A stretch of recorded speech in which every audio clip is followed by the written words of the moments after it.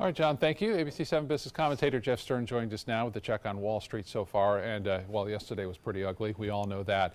And I would imagine this is going to bring the week numbers down even more. Scott, you're exactly correct. Yesterday was not good whatsoever.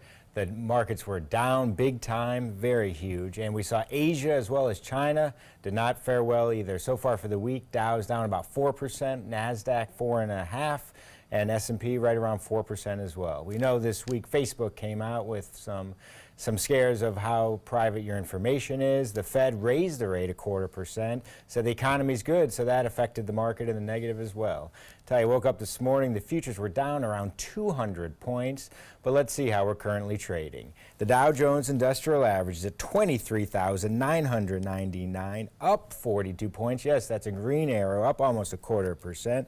NASDAQ is negative 7,145, up 21 points, or down 0.29%.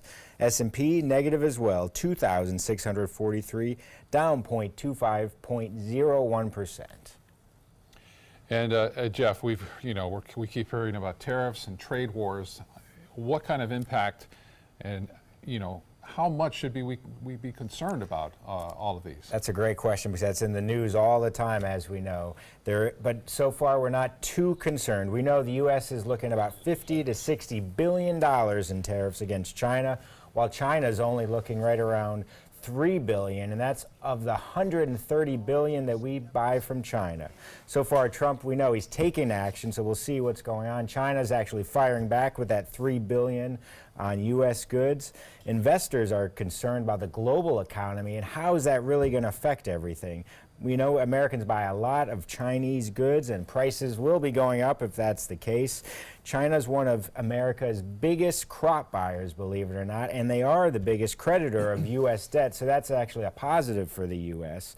A major issue of companies in China actually are stealing technology from American companies, and that's a big issue we are concerned about.